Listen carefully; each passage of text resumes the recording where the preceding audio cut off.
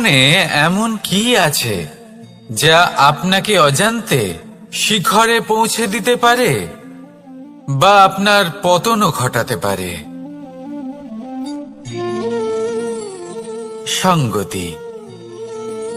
যদি আপনি কোনো শ্রেষ্ঠ ব্যক্তির সঙ্গ লাভ করেন, তাহলে তার শুভ চিন্তা, তার গুণ, তার স্বভাব আপনার মধ্যে চলে আসবে। আপনি আরো শ্রেষ্ঠ হয়ে উঠবেন। আবার সেখানেই যদি আপনি কোনো দুষ্ট ব্যক্তির সঙ্গতি লাভ করেন, কোনো খারাপ মানুষের সঙ্গতি লাভ করেন, তাহলে আপনার শুভ চিন্তা, আপনার গুণ, তা যে কখন আপনার থেকে কেড়ে নেওয়া হবে সেটা আপনি জানতেও পারবেন না। দেখুন, এই সঙ্গতি হলো অত্যন্ত গুরুত্বপূর্ণ। এই সঙ্গতি আপনার নিয়তি নির্ধারণ করে। আপনাকে উদাহরণ দিলে, বৃষ্টির ফোঁটাকে দেখুন। যদি কোনো ফোঁটা গাছের পাতায় এসে পড়ে, তাহলে তা জীবন দান করতে পারে। যদি এমন কোনো ফোঁটা সাপের মুখে এসে পড়ে, তাহলে তা বিষে পরিণত হয়। যেমন সঙ্গ তেমন নিয়তি। এবার দুর্ভাগ্যের বিষয় হলো এটাই যে বর্ষার ফোঁটা নির্ধারণ করতে পারে না সে কোথায় পড়তে চায়। তার নির্বাচনের ক্ষমতা নেই। কিন্তু আপনার কাছে তো বিবেক আছে, আপনি ভাবতে পারেন, চিন্তা করতে পারেন। তাহলে আপনি ভাবুন, আপনি কি এমন সঙ্গ চান যা শ্রেষ্ঠ, নাকি এমন সঙ্গ চান যা অশুভ? নির্বাচন আপনারই। শ্রেষ্ঠ সঙ্গ বাছুন আর আমার সাথে ভালোবেসে বলুন, রাধা রাধা। আমাদের জীবনে অত্যন্ত গুরুত্বপূর্ণ একটা আশা বসবাস করে, বিশ্বাসের রূপে। বিশ্বাস যা আমরা ঈশ্বরের ওপর করি, ভাগ্য, প্রারব্ধের ওপর করি, নিয়তির ওপর করি। যখনই ভালো কিছু হয় আমরা বলি, এ হলো ঈশ্বরের দয়া। যখন খারাপ কিছু হয় আমরা বলি, এ হলো ঈশ্বরের মায়া। কখনো ঈশ্বর বা ভাগ্য বা প্রারব্ধ বা নিয়তি। আপনি নিজে কোথায় তা কখনো ভেবেছেন? আপনি বিশ্বাস করছেন ঈশ্বরের উপর, প্রারব্ধের উপর, কখনো নিজের উপর করেছেন? আমি আপনাকে একটা সহজ কথা বলি, যদি আপনি ঈশ্বরের উপর বিশ্বাস রাখেন, শুধুই ঈশ্বরের উপর বিশ্বাস, তাহলে আপনি সেটাই পাবেন যেটা আপনার ভাগ্যে লেখা রয়েছে। কিন্তু যদি আপনি নিজের উপর বিশ্বাস রাখেন, আত্মবিশ্বাস রাখতে শেখেন, তাহলে ঈশ্বর আর নিয়তি দুজনে মিলে আপনার ভাগ্যে সেটাই লিখবে যা আপনি চাইছেন। তাই মনে রাখবেন, সাফল্যের পথ হলো এই বিশ্বাস। নিজের আত্মবিশ্বাসকে ধরে রাখতে শিখুন। দেখবেন আত্মা প্রসন্নতায় ভরে উঠবে। তাহলে আসুন এই প্রসন্ন ভাব নিয়ে বলুন, রাধা রাধা।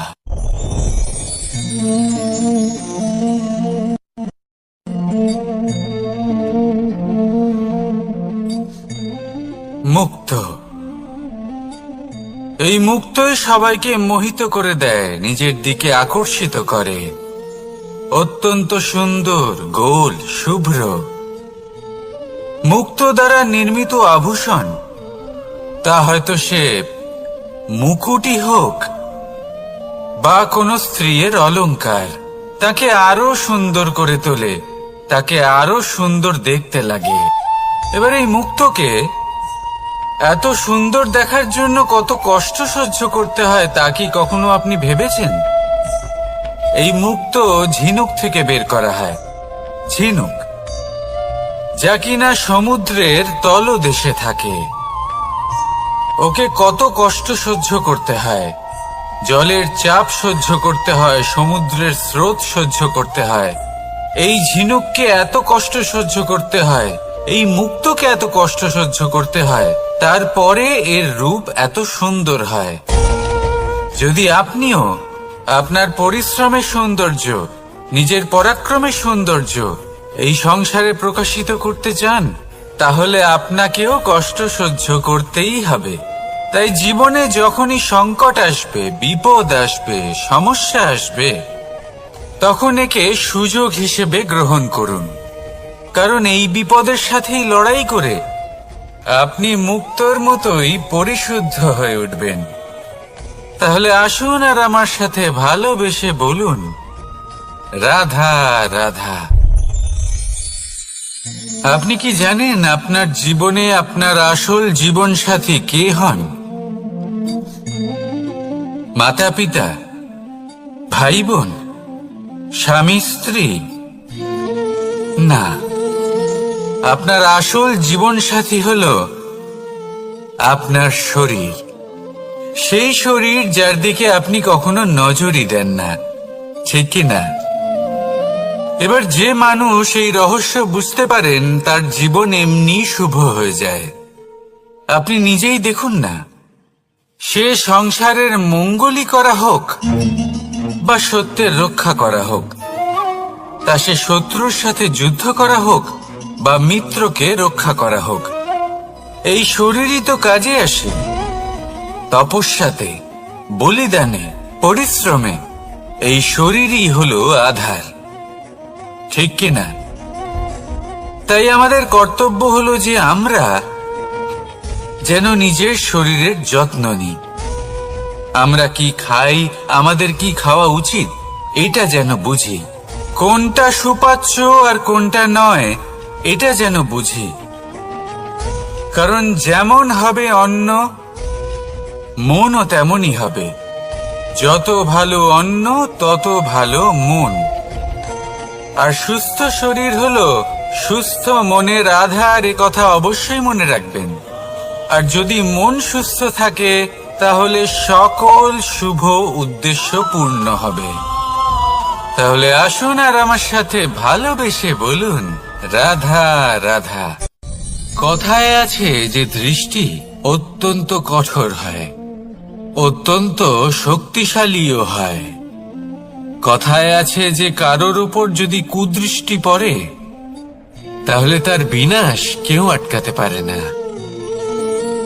এই যে কুদৃষ্টি, এর উপাচারও আমাদের কাছে রয়েছে।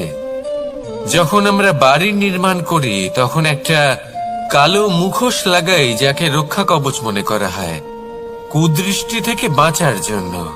যখনই কোনো বাচ্চা বাইরে যায়, তখন তার মাথায় আমরা একটা কাজলের টিপ পরিয়ে দিই, কুদৃষ্টি থেকে বাঁচার জন্য। অর্থাৎ এই সংসারে কুদৃষ্টি থেকে বাঁচার উপাচার রয়েছে। উপাচার যদি কিছু না থেকে থাকে, তাহলে তা হলো দৃষ্টিভঙ্গি।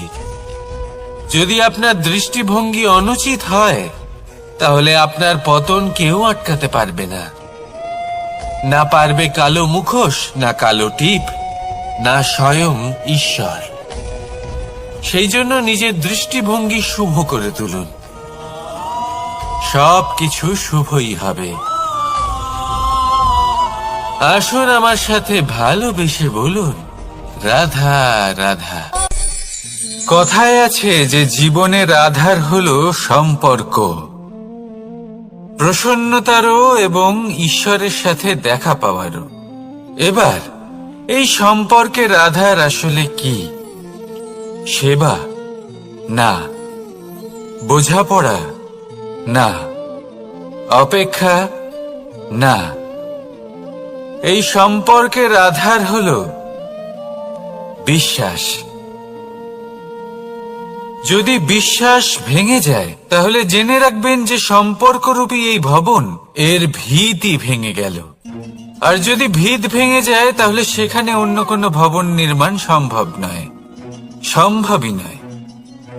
এই সমস্ত সম্পর্কের বিশ্ব বিশ্বাসে বসবাস করে। এই বিশ্বাস হলো অত্যন্ত গুরুত্বপূর্ণ।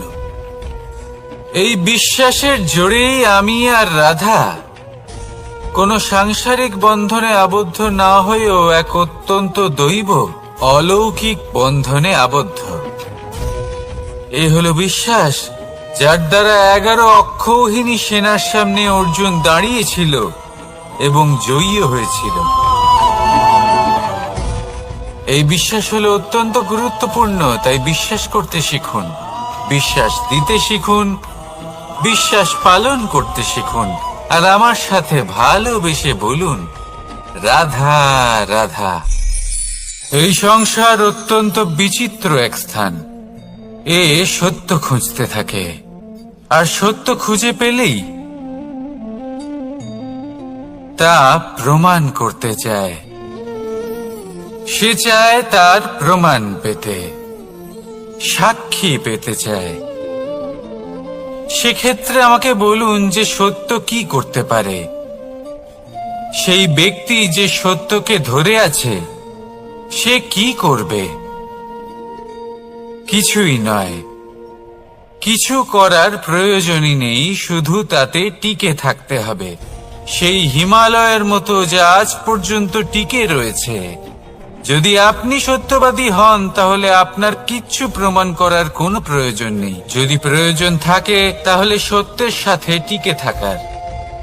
এই সময় নিজে সাক্ষী হবে, নিজে প্রমাণ দেবে। এই নিয়তি স্বয়ং প্রমাণিত করবে যে আপনি সত্যবাদী ছিলেন, আপনি সত্যের পথে ছিলেন। তাহলে আসুন আর আমার সাথে ভালোবেসে বলুন, রাধা রাধা। ঈশ্বর আমাদের হাত প্রদান করেছেন। হাত যা জড়ো করা হয় প্রণাম করার জন্য, ঊর্ধ্বগামী হয় প্রার্থনার জন্য। এই হাত যার দ্বারা আমরা খাবার খাই, ফসল উৎপাদন করি।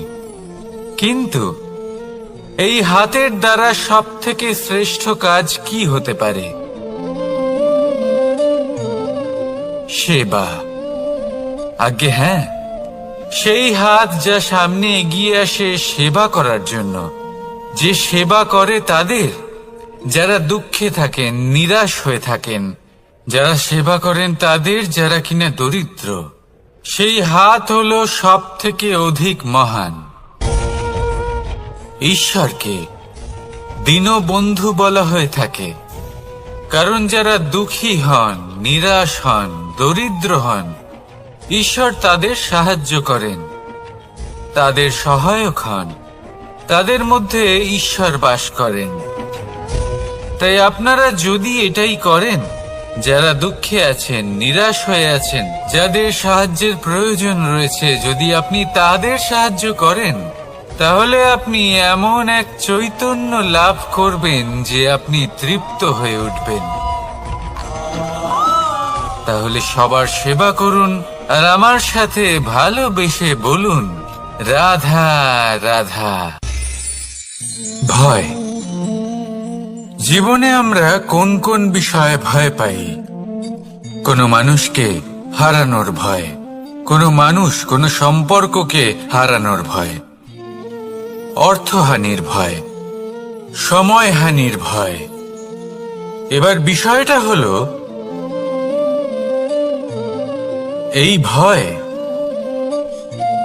কখনো আমাদের কোনো লাভ করে না।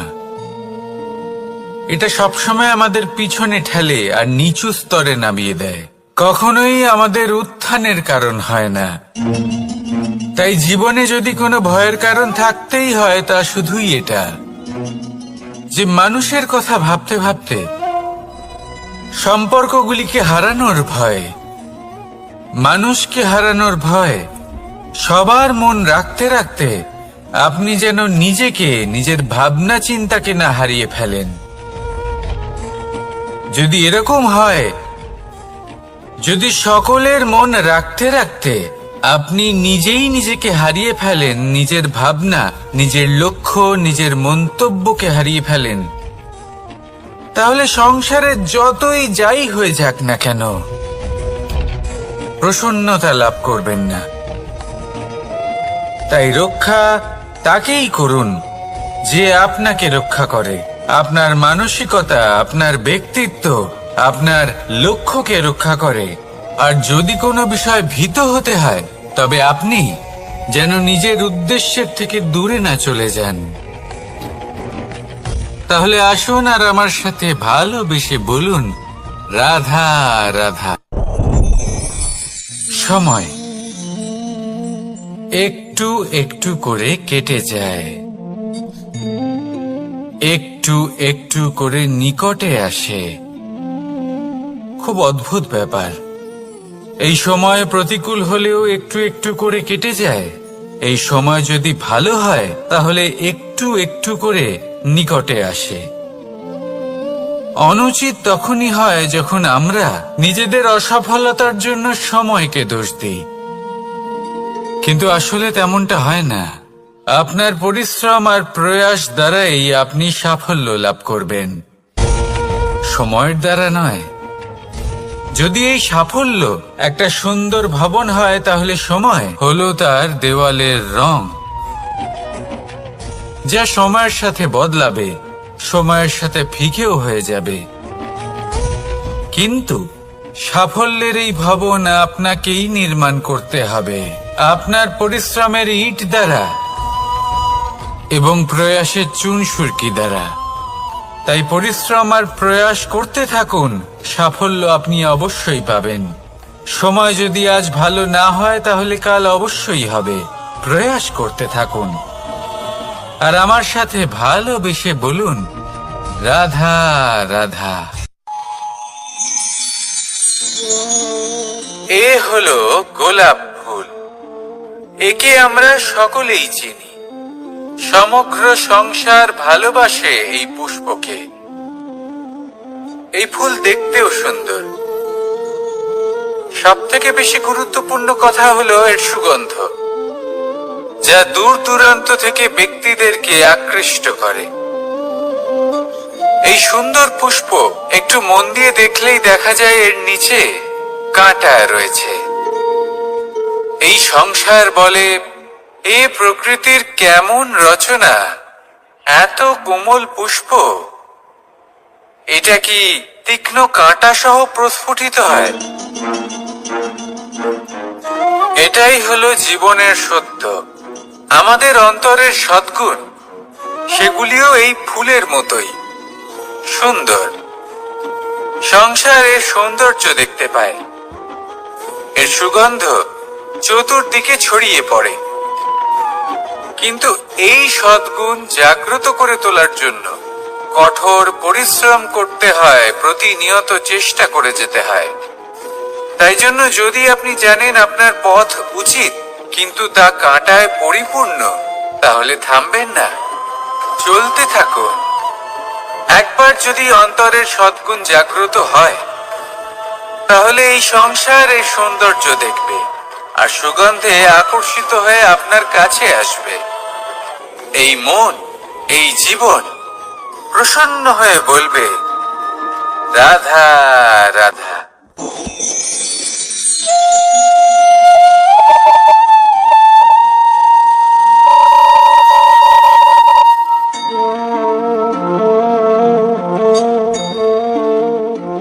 মোহনের বাঁশির এই সুর, এই সঙ্গীত কার না পছন্দ হয়, সবারই খুব ভালো লাগে।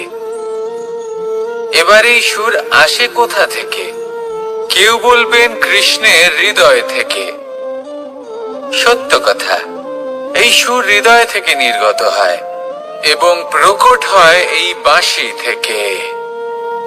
এই বাঁশিটাকে দেখুন, এই চিত্রগুলি দেখুন, প্রত্যেকটা সুর থেকে নিজস্ব একটা স্বর নির্গত হয়।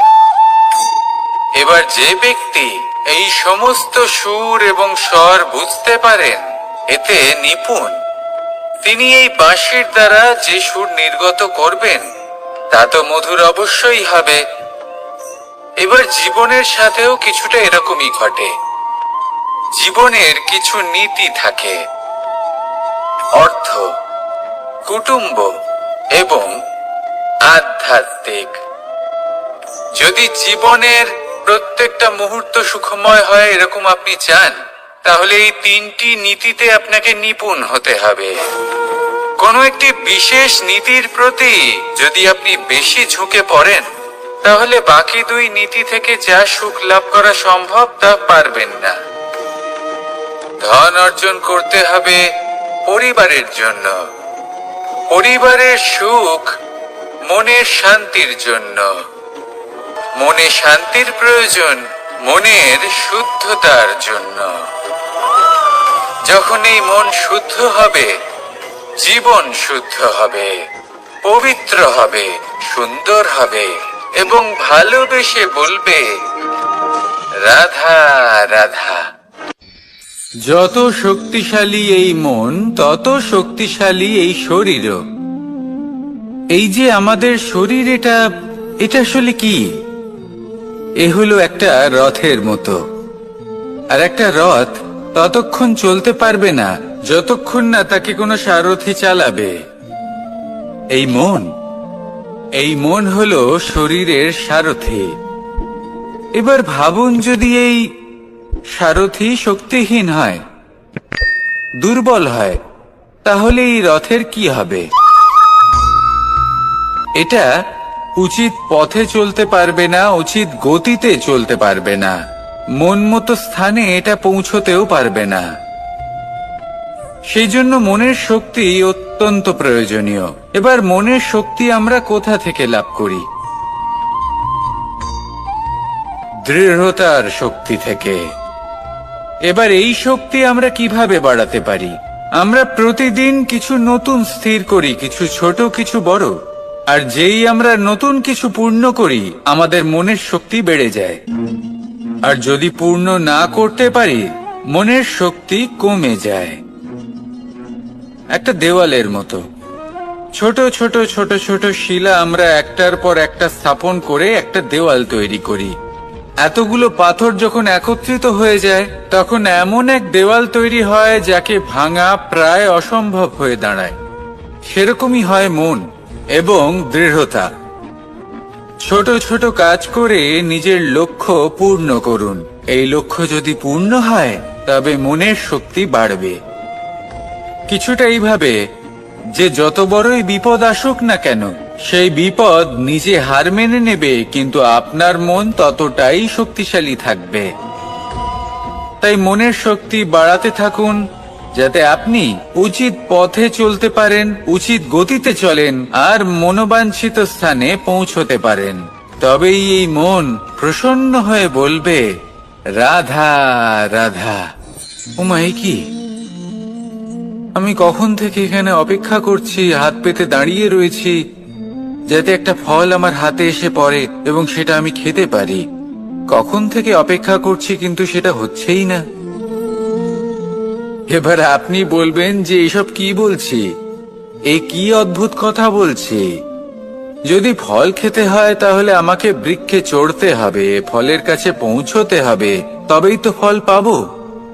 এবারে এটা অত্যন্ত সহজ ব্যাপার, কিন্তু এই বিষয়টা আপনি নিজের জীবনের প্রসঙ্গে ভেবে দেখুন। লক্ষ্য কোথায় আছে আপনি জানেন, সেই লক্ষ্যে পৌঁছানোর পথ কি সেটাও আপনি জানেন, সেই পথে চলার ক্ষমতাও আপনার রয়েছে, কিন্তু তাও আপনি নিজের লক্ষ্য লাভ করতে পারছেন না। কেন? কারণ আপনি অপেক্ষা করছেন যে লক্ষ্য আপনার সামনে চলে আসবে, কিন্তু তা হয় না। লক্ষ্য সে যাই হোক না কেন, ধন হোক, প্রেম হোক, কোনো সম্মান হোক বা মোক্ষ হোক, যদি আপনি তার দিকে অগ্রসর না হন, তাহলে ফল প্রাপ্তি অসম্ভব ব্যাপার, তা কোনোদিনই হবে না। সেই জন্য আপনার চোখের সামনে আপনি যদি নিজের লক্ষ্য, তাহলে উঠুন এবং সেই দিকে অগ্রসর হতে শুরু করুন। নিজের অন্তরের সকল অশুভ গুণ দূর করুন, অলসতা ত্যাগ করুন, অজ্ঞানতা ত্যাগ করে দিন এবং চলতে থাকুন। অবশ্যই মনোবাঞ্ছিত ফল লাভ করতে পারবেন। মনে রাখবেন, চলতে থাকলে তবেই লক্ষ্য প্রাপ্তি হবে। অপেক্ষার দ্বারা শুধুমাত্র মৃত্যু লাভ হবে। আসুন আমার সাথে ভালোবেসে বলুন রাধা রাধা। প্রত্যেক প্রাণী ভালোভাবে জীবন যাপন করতে চান, এটা তাদের স্বভাবে আছে এবং ভাবাটা অনুচিত নয়। কিন্তু একটা ভালো জীবনের গুরুত্বপূর্ণ অংশ কোনটা? বসবাসের স্থান। সেই স্থান যেখানে আমরা জীবন অতিবাহিত করি। এবার মানুষ ভাবতে পারেন যে একটা ভালো বাসস্থানের অর্থ কি? সেই স্থান যেখানে সহজে জল পাওয়া যায়, যেখানে শুদ্ধ বায়ু পাওয়া যায়, যেখানে আনাজ উৎপন্ন হয়। এটা জীবনযাপনের জন্য পর্যাপ্ত বটে, কিন্তু ভালো জীবন যাপনের জন্য আরো একটা কথা আপনাকে বুঝতে হবে। সাধু, জ্ঞানী, পণ্ডিত ব্যক্তি, এই সকল মহাপুরুষ, এনাদের যে বাসস্থান তা অত্যন্ত বিশেষ হয়। এখানে এক ধরনের বিশেষ ইতিবাচক শক্তি থাকে, এমন একটা স্থান যেখানে দেবতারাও বিচরণ করেন। জীবন আমরা সবাই যাপন করি, কিন্তু জীবনের উদ্দেশ্য শুধুমাত্র জীবন যাপন করা নয়। জীবনের উদ্দেশ্য হল মুক্তি লাভ করা।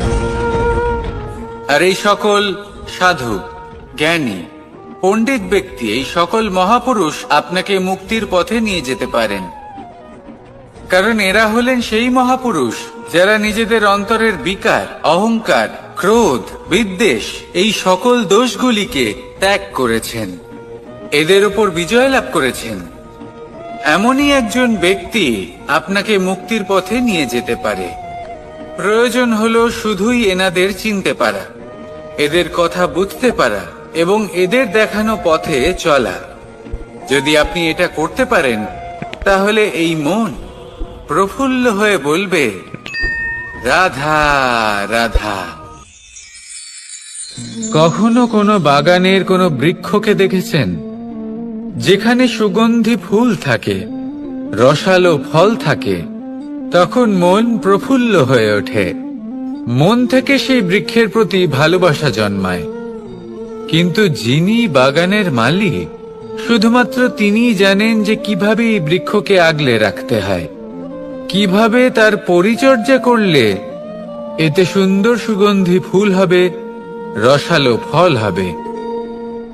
কখনো কখনো প্রয়োজনের থেকে বেশি রোদ পেলে এই বৃক্ষগুলি শুকিয়ে যায়, প্রয়োজনের থেকে কম রোদ পেলেও এই বৃক্ষ কিন্তু শুকিয়ে যায়।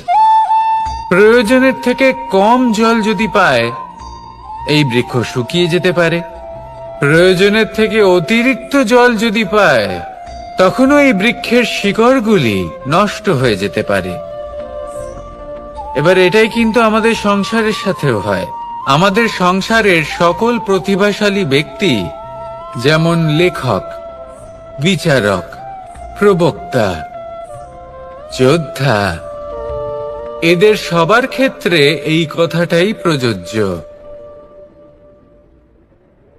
যদি বেশি প্রশংসা করা হয়, তাহলেও এরা হারিয়ে যাবেন। প্রয়োজনের থেকে বেশি যদি নিন্দা করা হয়, তখনও তারা নত হয়ে পড়বেন। তাহলে আপনি এদের রক্ষা করুন এবং নিজেদেরও। মনে রাখবেন একটা কথা, জেনে রাখুন কখন কোন নিন্দায় আপনি লজ্জিত হবেন না, আর কখন কোন প্রশংসার দ্বারা নিজের মধ্যে অহংবোধ জাগ্রত করবেন না। এই মন সুপ্রসন্ন হয়ে বলবে, রাধা রাধা। জল, এ হলো জীবনের আধার পঞ্চতত্ত্বের মধ্যে একটি, আর অত্যন্ত বিশেষ। এর থেকে অনেক বড় শিক্ষা পাওয়া যায়। এই জল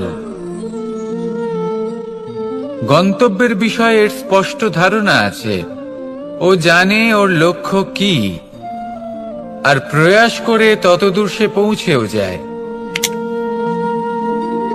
এটি পর্বত থেকে বয়ে নিচে নেমে আসে, নদীর সাথে সমাহিত হয়ে তার সাথে বয়ে চলে, চিরসবুজ বনানী গড়ে তোলে, প্রাণীদের তৃষ্ণা নিবারণ করে, সামনে এগিয়ে চলে, মানুষের সাথে মিলিত হয়। যারা একে বাঁধের মধ্যে বেঁধে রাখতে চেষ্টা করে, সে বন্দি দশাতেও থেকে যায়, মানুষের কল্যাণ করে।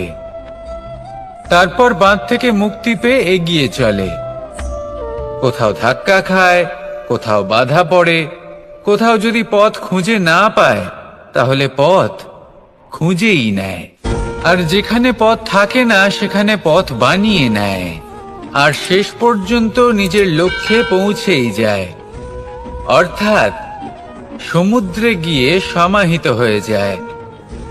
আমাদেরও কিছুটা এরকমই হয়ে উঠতে হবে। যেখানেই যাবেন সকলের কল্যাণ করুন, সামনে এগোন। আপনি কোথাও পড়ে গেলে, ধাক্কা খেলে আঘাত লাগবেই, উত্থান পতন লেগেই থাকে। সামনে এগোতে থাকুন। কোথাও পথ না পেলে তা খুঁজে নিন, কোথাও পথ না থাকলে তা বানিয়ে নিন। নিজের গন্তব্যের কথা সব সময় মনে রাখুন। শেষ পর্যন্ত নিজের মোক্ষ লাভ আপনি অবশ্যই করবেন। আর আমার সাথে ভালোবেসে বলুন, রাধা রাধা। জীবনের প্রত্যেক মুহূর্ত আমাদের কিছু না কিছু শিক্ষা দেয়, নির্ভর করছে আমাদের দৃষ্টিভঙ্গির উপর। যেমন নদী হলো আমার অত্যন্ত প্রিয়। নদীতে ভ্রমণ করতে আমার খুব ভালো লাগে। কি বলেন? নদীতে সবসময় নতুন কিছু থাকে, ও পুরনো কিছুই নিয়ে বসে থাকে না। সব সময় প্রবাহমান, কখনো থামে না। ততক্ষণ থামে না যতক্ষণ না সাগরে গিয়ে সমাহিত হচ্ছে। ঠিক এইভাবেই আমাদেরও উচিত নিজের জীবন অতিবাহিত করা, নদীর মতো। প্রত্যেক মুহূর্ত নতুন, তাই সেইভাবেই জীবন যাপন করুন। পুরনো কিছুই একত্রিত করে রাখবেন না। বিগত স্মৃতির মাঝে নিজেকে হারিয়ে ফেলবেন না।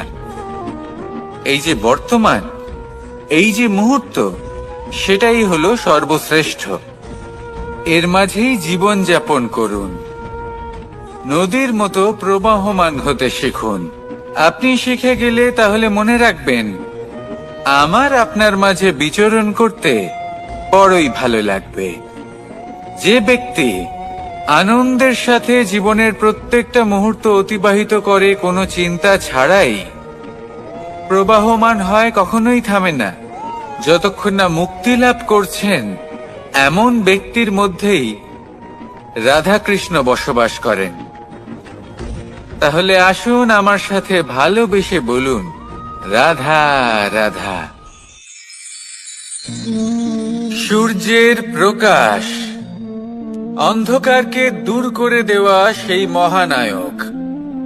এই সূর্যের প্রকাশ যখন পৃথিবীতে এসে পৌঁছয়, কি হয়? এই পৃথিবী জেগে ওঠে, প্রত্যেক প্রাণী জেগে ওঠে, মানুষ জেগে ওঠে, নিজের কর্ম করেন, জীবন যাপন করেন। এই ঘুমের মৃতপ্রায় স্থিতি কাটিয়ে উঠে জীবন যাপন করতে শেখেন।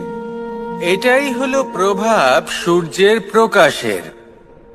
এবার এই প্রকাশ যে সূর্যের থেকে পাই, তিনি কি করেন? তিনি নিজেকে জ্বালান আমাদের জীবন প্রদান করার জন্য। প্রত্যেকটা মুহূর্ত তিনি তাপ সহ্য করেন, আমরা যাতে সেই প্রকাশ লাভ করি। এটাই হলো জীবনের সারমর্ম। যদি আপনিও এই সংসারে প্রকাশ ছড়িয়ে দিতে চান, তাহলে আপনাকেও তপ্ত হতে হবে, নিজে জ্বলতে হবে, সেই কর্ম করতে হবে যেটা কঠিন হতে পারে কিন্তু আসলে শ্রেষ্ঠ। তবেই এই সংসারের সেবা করতে পারবেন, সংসারকে পথ দেখাতে পারবেন। নিজের অন্তরের প্রকাশ জাগ্রত করুন, তবেই সেই সকল ব্যক্তি যারা পাপের অন্ধকারে নিমজ্জিত হয়ে আছেন, তারা জাগ্রত হবে। সেই সকল ব্যক্তিকে জাগিয়ে তুলুন, প্রেরিত করে তুলুন সুখী হওয়ার জন্য, যারা সুখী হতে পারছেন না।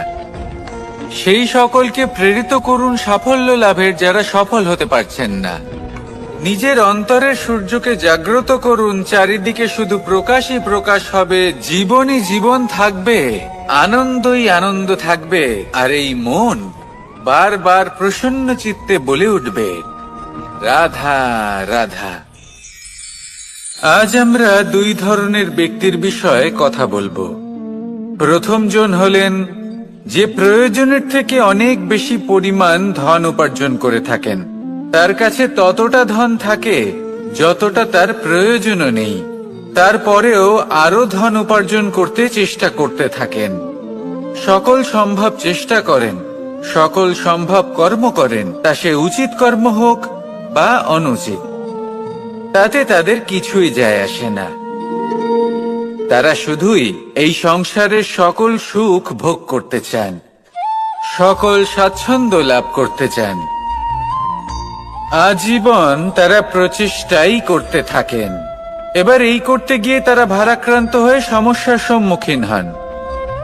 এনাদের সমগ্র জীবন এই চেষ্টাতেই চলে যায়, জীবন যাপন করার বদলে।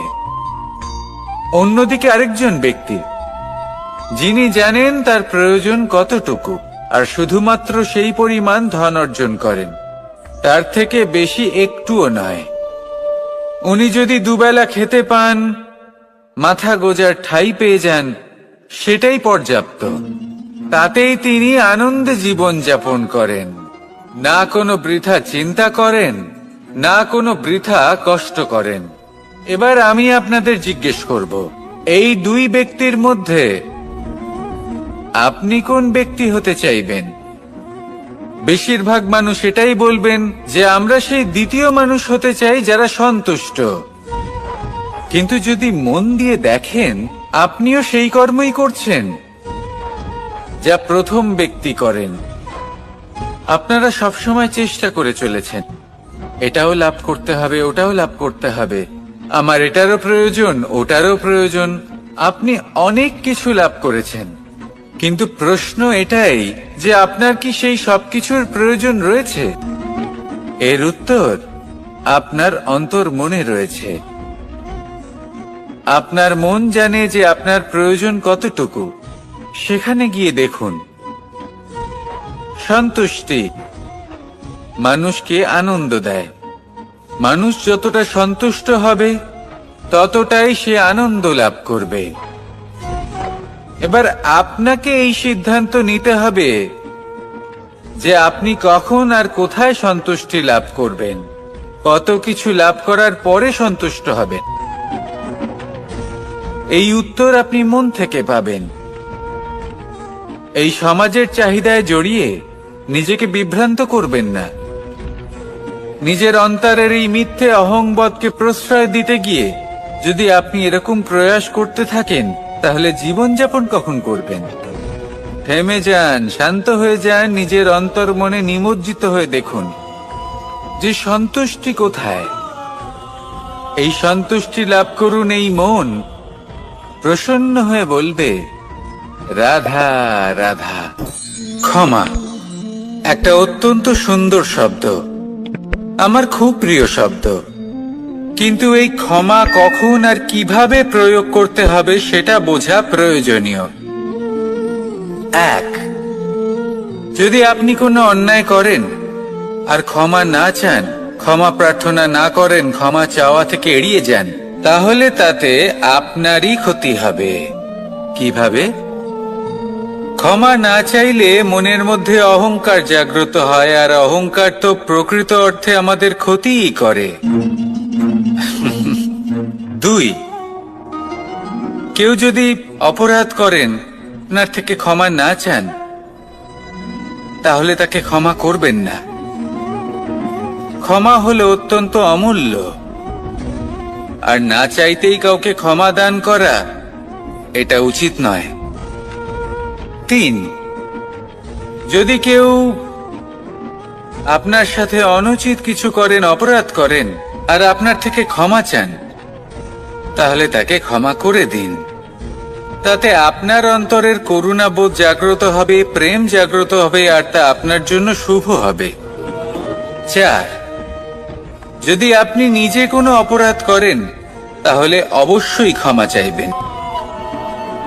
তাতে আপনারই লাভ হবে। কিভাবে? সামনের ব্যক্তি আপনাকে ক্ষমা করুক বা না করুক, আপনার অন্তরের অহংকার ক্ষীণ হবে, আর এই মন আরো নির্মল হয়ে উঠবে। এই ক্ষমা অত্যন্ত অমূল্য, ভেবেচিন্তে একে ব্যবহার করুন, আর আমার সাথে ভালোবেসে বলুন,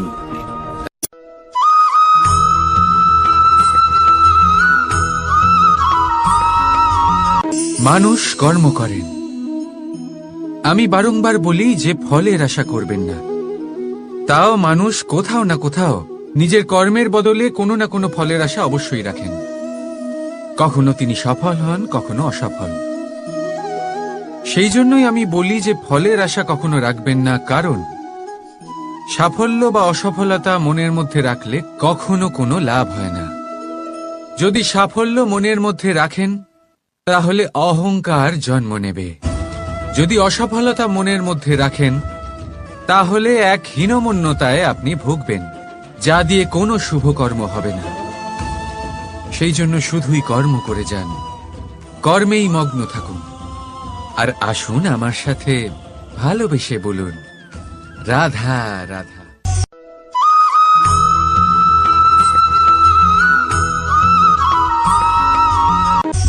বন্ধু আর শত্রু প্রত্যেকের জীবনের একটা বড় অংশ এর উপরে নির্ভরশীল হয়ে থাকে। আপনার জীবনের সফলতা আর অসফলতাও এর উপরে নির্ভরশীল। কিন্তু এই বন্ধু এবং শত্রুদের খুঁজে পাওয়ার জন্য আপনাদের বাইরে যাওয়ার প্রয়োজন নেই, কারণ এরা স্বয়ং আপনার ভেতরেই আছে। আপনি যদি বিনম্র থাকেন, যদি আপনি নিরন্তর প্রয়াস করতে পারেন, তাহলে আপনার কোনো বন্ধুর প্রয়োজন নেই। যদি আপনার মধ্যে অহংকার থাকে, যদি প্রতি কথায় আপনার মধ্যে ক্রোধ উৎপন্ন হয়, তাহলে আপনার শত্রুর কোনো প্রয়োজনই নেই। নিজের অন্তরের এই বন্ধু ও শত্রুকে চিনুন আর আমার সাথে ভালোবেসে বলুন, রাধা রাধা।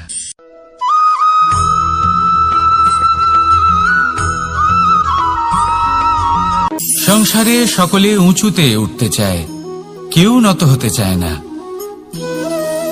সবাই এটা মনে করে যে নত হওয়ার অর্থ হলো তাদের আত্মসম্মান এবং অহংবোধের বিরুদ্ধাচরণ করা। তাদের মনে হয় যে যদি আমরা নত হই, সংসার আমাদের দুর্বল মনে করবে, তাদের শৌর্য এবং তাদের ব্যক্তিত্বের অপমান হবে। কিন্তু এটা কি সত্যি? প্রত্যেকবার নত হওয়ার অর্থ কি সম্মানহানি হওয়া? কখনোই নয়। আপনি নিজের জীবনকেই দেখে নিন। আপনার কোনো অমূল্য জিনিস যদি নিচে পড়ে যায়, তাহলে তাকে কিভাবে তোলেন? সেই বস্তুকে তোলার জন্য আপনাকে নত হতেই হবে।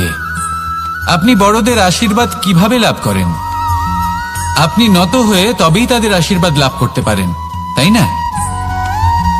ভেবে দেখুন, আপনি একটা পথে হাঁটছেন, আপনি দেখতে চাইছেন যে আপনি সঠিক পথে হাঁটছেন কিনা, পায়ের নিচে কাঁটা পড়ে আছে কিনা। কিভাবে দেখবেন? আপনাকে সেই মাথা নত করেই দেখতে হবে। এর অর্থ কি? অর্থ খুব সহজ। প্রত্যেকবার নত হওয়া অনুচিত নয়, সেটা কোনোভাবেই সম্মানহানি নয়। পরিস্থিতি অনুসারে এবং যেখানে প্রয়োজন আপনি নত হতে শিখে গেলে আপনি অনেক কিছুই লাভ করতে পারবেন। জ্ঞান, মান, গুণ, বিশ্বাস। সেই জন্য প্রয়োজন এবং পরিস্থিতি অনুসারে নত হতে শিখুন, এতে অনুচিত কিছুই নেই। আত্মসম্মান থাকা অত্যন্ত প্রয়োজনীয়, কিন্তু তা যেন কখনো অহংকারে পরিণত না হয়। এই বিষয়ে অবশ্যই নজর রাখবেন এবং আমার সাথে ভালোবেসে বলবেন, রাধা রাধা।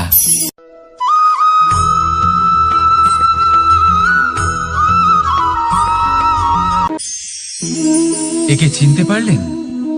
একে কুঠার বলা হয়। আপনারা জীবনে কোথাও না কোথাও কোনো না কোনো রূপে এটা দেখেই থাকবেন। একটা ব্যাপার নিশ্চিত, এই কুঠার ছাড়া কোনো বৃক্ষকে কাটতে পারা সরল নয়। এবার আপনি কখনো এটা ভেবেছেন, এই কুঠার, এর এই অংশ, এর মুখটাই যদি না থাকে তাহলে কি হবে? এ শুধুমাত্র কোনো বৃক্ষই নয়, তার কোনো ডালও কাটতে সক্ষম হবে না। এবারে ভাবুন, এই শুকনো কাঠের হাতল এ আমরা কোত্থেকে পেলাম? কোনো এক বৃক্ষ থেকেই। সেই ডাল যাকে কেটে ফেলা হয়েছিল এক বৃক্ষকে কাটার জন্য, এই ডালই শস্ত্ররূপে প্রস্তুত। আমাদের জীবনে আমাদের প্রিয়জন, আমাদের আপনজন যখন সময় কখনো কখনো তাদের সঙ্গ না দেয়, যদি তারা দৈন দশায় থাকেন, তাহলে তাদের সঙ্গ কখনো ছাড়বেন না। ওনাদের প্রয়োজন শুধুমাত্র মনোবল, তা তাদের দিন। তাদের সাহায্য করা আপনার কর্তব্য। হয়তো তাদের সাথে থেকে আপনার কোনো লাভ হবে না, কিন্তু তাদের দূরে থাকাতে আপনার ক্ষতি অবশ্যই হতে পারে। সর্বদা সাহায্য করুন, সঠিক সময় আসলে তা আপনার সহায়ক অবশ্যই হবে। রাধা রাধা।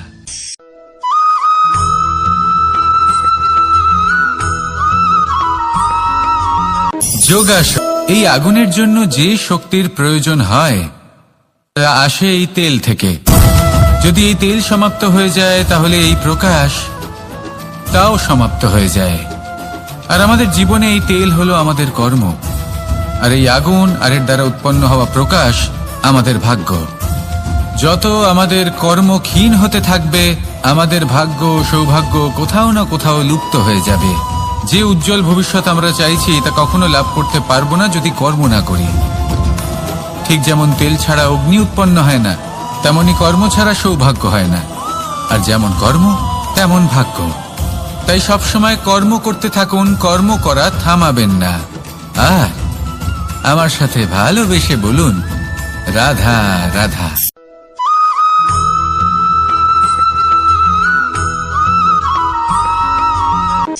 কোনো ব্যক্তির ব্যক্তিত্ব কিভাবে তৈরি হয়? আপনার কি মনে হয় যে ব্যক্তি জন্ম থেকে তার স্বভাব নিয়ে জন্মায়, নাকি আপনার মনে হয় যে এই প্রকৃতি ব্যক্তির জন্য তার নিয়তি রচনা করে?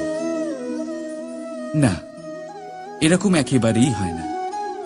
আমি আপনাকে বোঝাচ্ছি। যখনই বৃষ্টি পড়ে কোনো বিন্দুর দিকে দেখবেন। এবার এই বিন্দু যেখানে পড়ছে তার উপরে নির্ভর করছে তারপর কি হবে। যদি এই বিন্দু পড়ে কোনো ক্ষেতের ওপরে, তাহলে কোনো নতুন ফসলের জন্ম দেবে। যদি সে গরম কড়াইতে পড়ে তাহলে বাষ্পীত হবে। যদি সে কোনো সাপের মুখের ভেতরে পড়ে তাহলে বিষ তৈরি হবে। ঝিনুকের ভেতরে পড়লে মুক্ত তৈরি হবে। যদি কোনো পাতার ওপরে পড়ে তাহলে শিশির তৈরি হবে। একই বিন্দু, কিন্তু তার সঙ্গত তার ভবিষ্যৎ এবং ব্যক্তিত্ব নির্ধারণ করবে। এবার এটা তো শুধুমাত্র এক বিন্দু, তার কাজ হলো শুধুমাত্র পড়া। কোথায় সেটা সেও নির্ধারণ করতে পারে না। কিন্তু আপনি হলেন মানুষ। আপনি বাছাই করতে পারবেন যে আপনার সঙ্গী কারা হবে, কাদের সাথে আপনি মেলামেশা করে বড় হবেন। তাই তা ভালোভাবে করুন, কারণ এই নির্বাচন আপনার হাতে, কারণ এই জীবন আপনার, ভবিষ্যৎ আপনার। এবার আপনি মহান হতে চান কি না তার নির্ণয় আপনাকেই করতে হবে। আসুন আমার সাথে ভালোবেসে বলুন রাধা রাধা।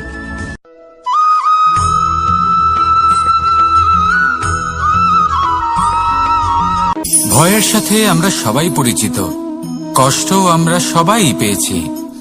কখনো কখনো আমরা অসুস্থ হয়ে পড়ি, আর এমন সময় হলে মাতার মমতা, কখনো বাবার স্নেহ, কখনো বন্ধুদের পাশে থাকার অনুভূতি আমাদের রোগ নিরাময়ে সাহায্য করে। কখনো যদি আমরা নিরাশ হয়ে পড়ি, তখন যদি আমাদের কোনো আপনজন আমাদের দুটো ভালো কথা বলে, তখন আমাদের মনোবল বেড়ে যায়। ঠিক তেমন সংসারের এই রঙ্গমঞ্চে যদি আপনি পীড়িত অনুভব করেন, কিছু শুভ কথা আলোচনা করুন, কিছু স্তুতি গান করুন, কিছু মুহূর্তের জন্য হলেও নিজের ইষ্টদেবের কথা স্মরণ করুন আর প্রার্থনা করুন। সাহস বাড়বে, শক্তিও বৃদ্ধি পাবে এবং সামনে এগিয়ে চলার পথও দেখতে পাবেন। তখন এই মন প্রসন্ন হয়ে বলবে রাধা রাধা।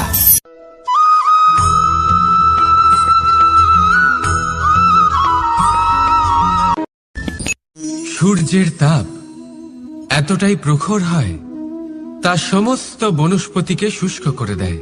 পুকুর হোক, নদী হোক, সরোবর হোক, সমস্ত শুষ্ক হয়ে যায়। কিন্তু আপনি কখনো শুনেছেন সূর্যের তাপে সমুদ্র শুকিয়ে গেছে?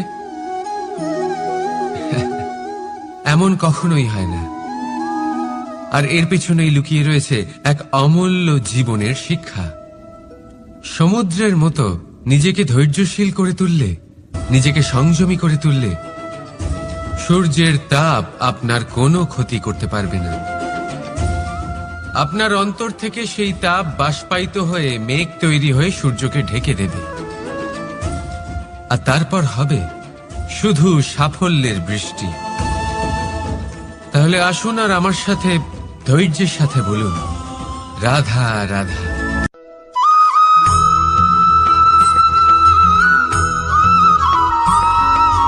মানুষের জীবনে দুই ধরনের আবেগ থাকে যা চিরকাল তার সাথে বসবাস করে। প্রথম, স্বপ্ন। দ্বিতীয়, অজুহাত।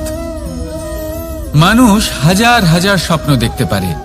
আমাকে এই কাজ করতে হবে, আমাকে ওখানে ঘুরতে যেতে হবে, আমার জীবনে এই অসম্ভব কাজ বাস্তবায়িত করে দেখাতে হবে, আদি ইত্যাদি। এবার ঠিক যেমন স্বপ্ন দেখেন সেইভাবে অজুহাতও খুঁজে নিয়ে আসেন।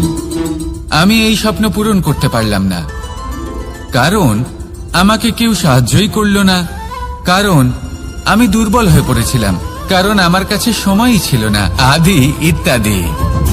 এবার সাফল্য এবং অসফলতার মাঝখানে এই ধরনের সংঘর্ষ হতে থাকে। সাফল্য তখন লাভ করা সম্ভব যখন আপনার স্বপ্ন আপনার অজুহাতের থেকে অনেক বড় হয়, আর অসফলতা তখন পাবেন যখন আপনার অজুহাত আপনার স্বপ্নের থেকে অনেক বড় হয়। আপনি যদি সাফল্য লাভ করতে চান তাহলে চেষ্টা করতে থাকুন, পরিশ্রম করুন। যদি অসফল হন তাহলে ভয়ভীত হওয়ার কোনো প্রয়োজন নেই। নিজের ভুল বুঝুন, তাকে শুধরে নিন, আবার চেষ্টা করুন। কিন্তু যদি নিজের জীবনে অজুহাত নিয়ে আসেন তখন স্বপ্ন কখনো পূরণ হবে না।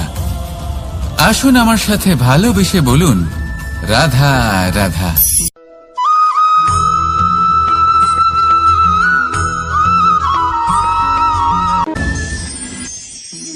মানুষ অসুস্থ কেন হন?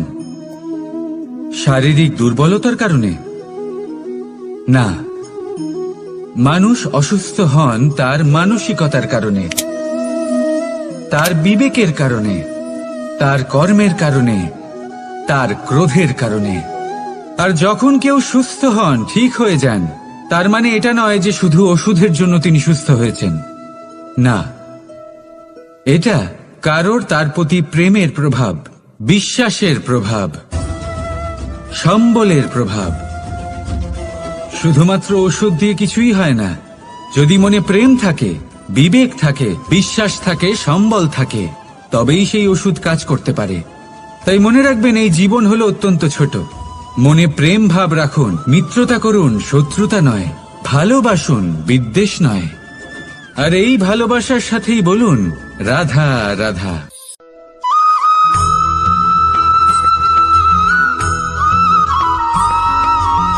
জীবন কিসের উপর নির্ভরশীল? ধনের ওপর, বৈভবের ওপর, নিঃশ্বাসের ওপর? না, এই জীবন নির্ভরশীল বিশ্বাসের ওপর। বিশ্বাস নিজের ওপর, বিশ্বাস আমাদের আপনজনের ওপর। কিন্তু যখন এই বিশ্বাস ভেঙে যায় তখন মানুষের মনও ভেঙে যায়, আর তারপর সে অন্য কিছু করতেই পারে না। তখন কি করা যেতে পারে? 3টে কাজ আছে যা আপনি করতে পারেন। প্রথম, ভালোবাসা। যাকে আপনি ভালোবাসেন, যারা আপনাকে ভালোবাসে, ভুল যারই হোক না কেন, তার কাছে ক্ষমা চাইতে কখনোই সংকোচ বোধ করবেন না। দ্বিতীয় হলো বিশ্বাস। যারা আপনাকে ভালোবাসেন, আপনাকে বিশ্বাস করেন, তাদের বিশ্বাস কখনো ভাঙবেন না। তৃতীয় হলো আশা। যারা আপনাকে ভালোবাসেন, আপনাকে বিশ্বাস করেন, তাদের আশা আপনার সাথে জড়িত। তাদের থেকে কখনো কিচ্ছু লুকোবেন না। এই 3টে কাজ করুন, আর এই জীবন সুপ্রসন্ন হয়ে বলবে, রাধা রাধা।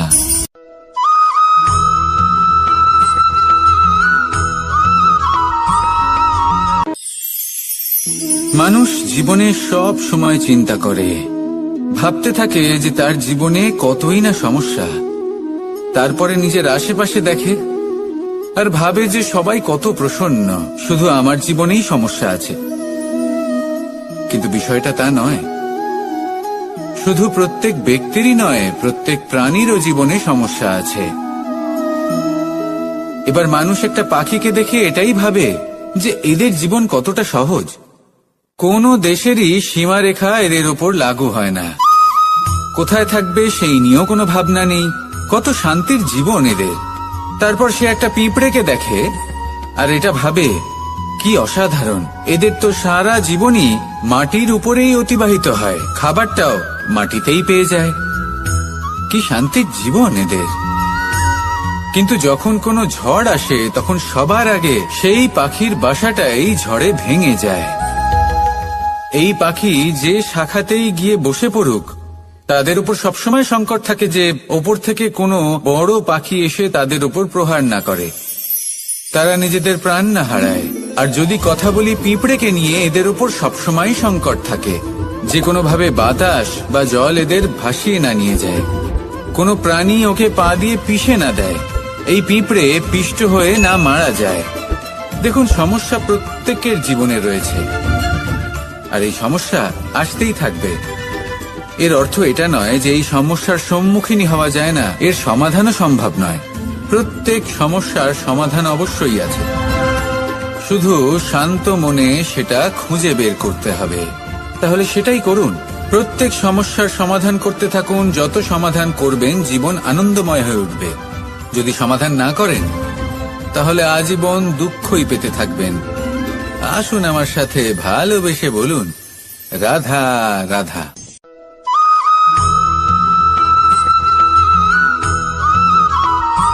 প্রেম হলো এই সংসারের সবথেকে বড় ঢাল এবং সবথেকে বড় অস্ত্র। এই প্রেম ছাড়া না কোনো ন্যায় হয় আর না কোনো শাস্ত্র, না জীবন আছে আর না অন্ত। এবার যদি এই প্রেম মনের মধ্যে বাস করতে শুরু করে তাহলে কখনো কোনো সমস্যাই হবে না, আর যদি হয়েও থাকে তাহলে তা স্থায়ী হবে না। এই প্রেম কি না করতে পারে? এই প্রেম সমস্ত সমস্যা মিটিয়ে ফেলতে পারে, আপনার মনের মধ্যে অহংকারকেও বিনাশ করে দিতে পারে, আপনাকে সাক্ষাৎ ঈশ্বরের সাথে দেখা করাতে পারে। তাই প্রেমের দ্বারা প্রয়াস করতে থাকুন।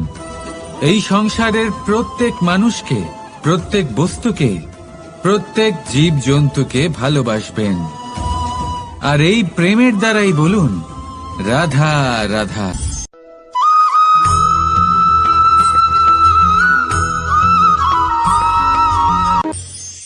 মানুষ এক অত্যন্ত বিচিত্র প্রাণী। পরিকল্পনা করে, ষড়যন্ত্র করে, প্রচেষ্টা করে, কাউকে পরাজিত করার চেষ্টাও করে। সাপকে একটা দড়ি মনে করে হাতে চেপে ধরার চেষ্টা করে, কিন্তু একটা কথা বুঝতেই পারে না, সময়ের এই সাপ, এটা হাতে চেপে ধরাই যায় না। আর আপনি যা করবেন তা আবার ফিরে আসবে আপনারই সামনে। দেখুন, এতে কিছুই যায় আসে না যে আপনি কুম্ভকারের পুত্র নাকি কৃষ্ণের পুত্র। যদি আপনি অনুচিত কর্ম করেন তাহলে আপনার সাথেও অনুচিতই হবে, অশুভ কর্ম করলে আপনার সাথেও অশুভই হবে। কুরু বংশ অত্যন্ত মহান বংশ ছিল। এই কুরু বংশ কি হলো তার সাথে? একটা গোটা বংশ বয়ে গেল, কারণ ওনাদের উদ্দেশ্য অশুভ ছিল। অন্যদিকে 5 জন বনবাসী পাণ্ডব মহাভারত বিজয়ী হলেন, কারণ তাদের উদ্দেশ্য শুভ ছিল। তাই মনে রাখবেন, শুভ অগ্নি প্রজ্বলিত করবেন, শুভ তাপ সঞ্চার হবে। অশুভ অগ্নি প্রজ্বলিত করবেন, নরকেই জ্বলতে হবে। তাহলে আসুন আর আমার সাথে ভালোবেসে বলুন, রাধা রাধা।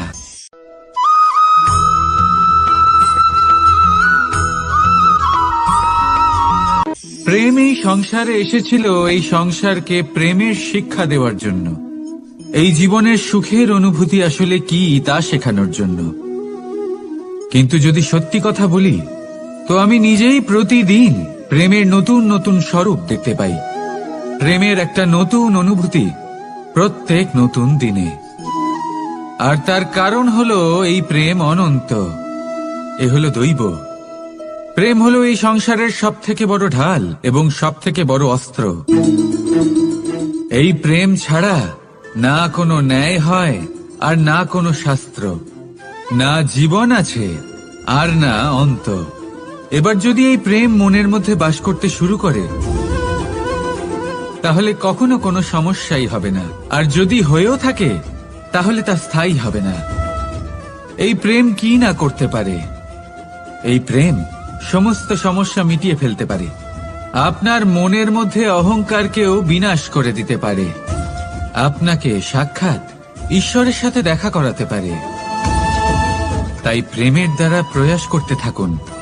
এই সংসারের প্রত্যেক মানুষকে, প্রত্যেক বস্তুকে, প্রত্যেক জীব জন্তুকে ভালোবাসবেন। আর এই প্রেমের দ্বারাই বলুন, রাধা রাধা।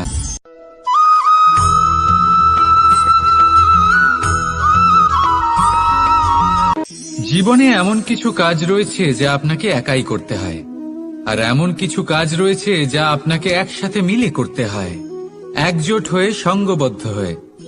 এবার সঙ্গবদ্ধ বলতে কি বোঝাতে চাইছি? আমি তাদের কথা বলছি না যারা বাস্তবিকভাবে একে অপরের সাথে কাজ করেন।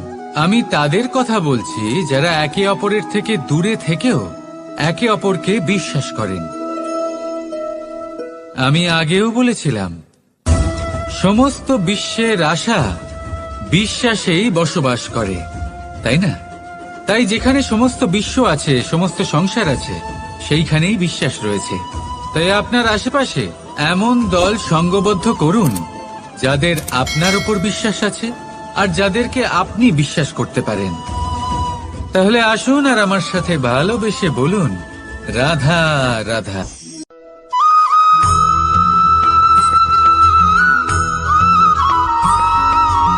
আমরা যে মানুষকে চাই, যাকে আমরা ভালোবাসি, তাকে একটা উপহার অবশ্যই দিতে চাই। এমন এক উপহার যা ওনার ভালো লাগবে, যা শ্রেষ্ঠ হবে, অতি প্রিয় হবে, বহুমূল্য হবে, বা বলতে পারেন মূল্যবান হবে। তাই আমরা কি করি? আমরা বাজারে যাই, তার জন্য স্বর্ণ, আভূষণ, হিরে, মুক্ত এইসব নিয়ে আসি। কিন্তু এটাই কি সর্বশ্রেষ্ঠ উপহার? কখনোই নয়। সর্বশ্রেষ্ঠ উপহার হল স্বাধীনতা। তাকে নিজের মনের মতো বাঁচার স্বাধীনতা। যদি আপনি কাউকে স্বাধীনতা না দিতে পারেন, তাহলে সে কোথাও না কোথাও বন্দী হয়ে যায়, তার বিকাশ কোথাও না কোথাও আটকে যায়। কিন্তু যদি আপনি কাউকে স্বাধীনতা দিতে পারেন, তাহলে আপনি দেখবেন ও সমস্ত সংসারকে, এই জীবনকে নিজের দৃষ্টিভঙ্গি দিয়ে দেখবে, বুঝবে যে কোনটা হলো উচিত আর কোনটা হলো অনুচিত। আর এটাই হলো সর্বশ্রেষ্ঠ। আর এবার যদি কাউকে স্বাধীনতার মাধ্যমে এত বড় একটা শক্তি দিতে পারেন, তাহলে আপনি আমাকে বলুন, এর থেকে বড় উপহার আর কি হতে পারে? আসুন আর আমার সাথে ভালোবেসে বলুন, রাধা রাধা।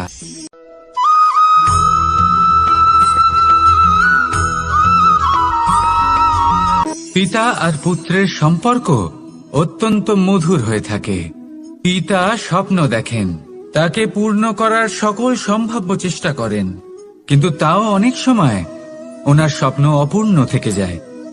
তখন পিতা ভাবেন যে স্বপ্ন উনি পূর্ণ করতে পারেননি, ওনার সন্তান তা অবশ্যই পূরণ করবে। যে স্থানে উনি কখনো পৌঁছতে পারেননি, সেই স্থানে ওনার পুত্র অবশ্যই পৌঁছবে। পিতা নিজের সন্তানের ভবিষ্যৎ নিয়ে সেই স্বপ্ন দেখেন, আর যখন সেই সন্তান সামনে এগোতে থাকে, তখন তার দুঃখ হয় না, বরং গর্ব হয়। ওনার ভালো লাগে এটা দেখে যে ওনার সন্তান অনেক উন্নতি করছে। কিন্তু যখন সন্তান নিজের অভিভাবকের শক্তি দেখে, তার যশ দেখে হিংসা করতে থাকে, সমস্যা সেইখানেই শুরু হয়। সেই জন্য সকল সন্তানকে এটা মনে রাখতে হবে, দেখুন, পুত্র হবার সুবাদে এক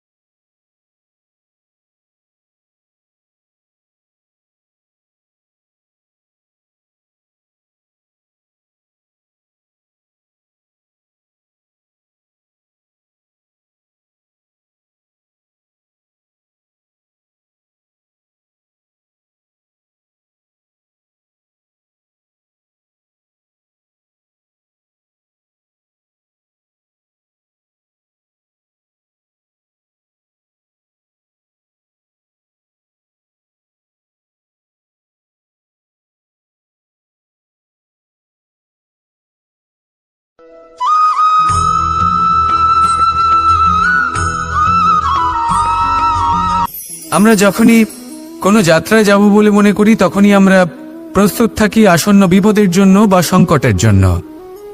যেমন যদি আমাদের মনে হয় যে আজকের পরিবেশ খুব ঠান্ডা হবে, তাহলে আমরা গরম বস্ত্র ধারণ করি বা সেটাকে সাথে নিয়ে যাই। যদি মনে হয় যে বৃষ্টি হতে পারে বা বৃষ্টি হয়ে চলেছে আমরা দেখছি, তাহলে আমরা একটা ছাতা সাথে নিয়ে নিই। আমরা প্রস্তুত থাকতে চাই এবং এটাই উচিত, এবং সেই কারণেই আমরা যাত্রায় সাফল্য লাভ করি। কিন্তু যদি আমরা কথা বলি জীবনযাত্রা নিয়ে, যা কিনা সব থেকে বেশি গুরুত্বপূর্ণ, তাহলে তার জন্য আমরা পূর্ণরূপে প্রস্তুত থাকি না। আশেপাশের মানুষ, এই সমাজ, আমাদের সাথী, আমাদের মিত্ররা যে কোনো মুহূর্তে বদলে যেতে পারেন। সেই জন্য আমরা নিজেদেরকে কখনো সাবধান করি না, কখনোই নিজেদের প্রস্তুত করি না। আমাদের এটা কখনোই মনে হয় না যে এরকম হতে পারে, আর সেই কারণেই শেষে গিয়ে আমরা অত্যন্ত দুঃখ পাই। একটা অমূল্য শিক্ষা আছে যেটা আমাদের লাভ করা উচিত। সতর্ক থাকা উচিত।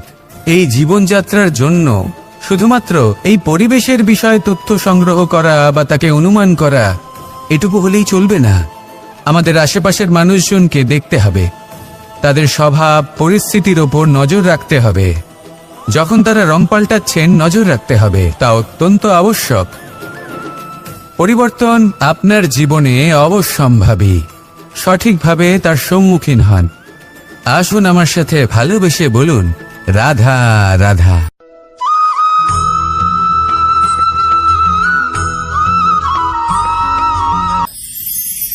ঈশ্বর আসলে কে? সংসারের বেশিরভাগ মানুষের কাছে ঈশ্বর হলেন এই সংসারের রচয়িতা, পালনকর্তা। কারোর কাছে উনি জ্ঞাতা, কারোর কাছে উনি হলেন আস্থার প্রতীক, আবার কারোর জন্য শুধুমাত্র অন্ধ বিশ্বাস। কিন্তু এই ঈশ্বর কি কোনো শরীর, নাকি একটা বোধ, নাকি শুধুই শ্রদ্ধা? ঈশ্বর হলেন তিনি যিনি হলেন আপনার ইষ্ট। সেই জন্যই তো গুরু, মাতা, পিতা এনাদেরও ঈশ্বরই বলা হয়েছে। যাদেরকে আমরা ঈশ্বর বলে মনে করি, যারা আমাদের ইষ্ট, তারা আমাদের একটি পথ দেখান, একটি দিকে চালিত করেন। সেই পথে চলে আপনি শুভ কর্ম করতে পারেন। আর যখন কোনো ব্যক্তি তার ঈশ্বরের আদেশ পালন করেন, তখন সে নিজে থেকেই শুভ পথে অগ্রসর হয়ে যান। বেশ কয়েকজন মানুষ ঈশ্বরের ওপর আস্থা রাখেন এবং ভাবেন যে অনুচিত কোনো কাজ করা উচিত নয়, ঈশ্বর দেখছেন। ওনারা ভয় পান যে কোনো অনুচিত কর্ম করলে কে জানে তার পরিণাম কি হবে। এমন অনেক ব্যক্তি রয়েছেন যারা ঈশ্বরকে বিশ্বাস করেন এবং জানেন যে ঈশ্বর তাদেরকে দেখছেন। তাই যে যে শুভকর্ম ওনারা করেছেন তার ফল তারা অবশ্যই পাবেন। এবার আপনি ভয় পেয়ে ঈশ্বরকে বিশ্বাস করবেন, নাকি বিশ্বাসের দ্বারা ঈশ্বরকে বিশ্বাস করবেন, সেই সিদ্ধান্ত আপনারই। কিন্তু হ্যাঁ, যদি আপনার মনে ঈশ্বরের জন্য কোনো স্থান থাকে, যদি আপনার কোনো ইষ্ট থাকেন, যদি আপনি কাউকে ঈশ্বর মনে করেন, যার প্রত্যেক আদেশ আপনি পালন করে থাকেন, তাহলে বলি ঈশ্বর কখনো আপনাকে অনুচিত পথে চালিত করবেন না। আসুন আমার সাথে ভালোবেসে বলুন, রাধা রাধা।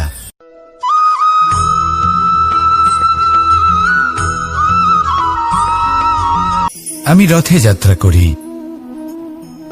বারবার থেমে আপনাকে দেখতে হবে, নিজেকে কিছু প্রশ্ন করতে হবে। আমি কি আজ সেই কর্মই করছি যেটা আমি করতে চেয়েছিলাম? আমি কি আজ সেই জীবন যাপন করছি যেমন আমি যাপন করতে চেয়েছিলাম? যদি এই প্রশ্নগুলোর উত্তর হ্যাঁ হয়, তাহলে এগোতে থাকুন, নয়তো থেমে যান এবং বিচরণ করুন। মনে রাখবেন, এই সংসার অত্যন্ত জটিল, আর এতে হারিয়ে যাওয়া অত্যন্ত সরল। সেই জন্য নিজে থেকে বারবার থামা এবং জীবন চিন্তন করা অত্যন্ত আবশ্যক। তাহলে সেটাই করুন, আর আমার সাথে ভালোবেসে বলুন, রাধা রাধা।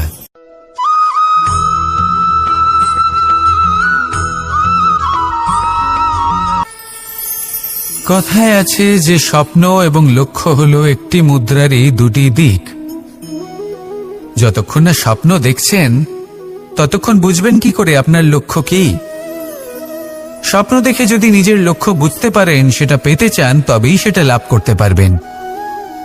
কিন্তু স্বপ্ন এবং লক্ষ্য এই দুইয়ের মধ্যে একটা ভারসাম্য রয়েছে, যেটা বজায় রাখা প্রয়োজনীয়। একে আমরা বলে থাকি পরিশ্রম। দেখুন, যদি আপনি স্বপ্ন দেখতে চান, তাহলে পরিশ্রম ত্যাগ করে নিদ্রা লাভ প্রয়োজন। কিন্তু যদি আপনি লক্ষ্য লাভ করতে চান, তাহলে আপনাকে নিদ্রা ত্যাগ করে পরিশ্রম করতে হবে। তাই আলস্য ত্যাগ করুন এবং সিদ্ধান্ত নিন যে আপনি কি চান। আপনার জীবনের এই তুলাদণ্ডে স্বপ্নের পাল্লা ভারী হওয়া প্রয়োজন নাকি লক্ষ্যের? আমার মতে এই দুইয়ের মধ্যে যদি ভারসাম্য বজায় রাখেন, তবে পথ নিজে থেকেই সামনে আসবে। শুধু সেই পথে অগ্রসর হতে থাকুন এবং আমার সাথে ভালোবেসে বলুন, রাধা রাধা।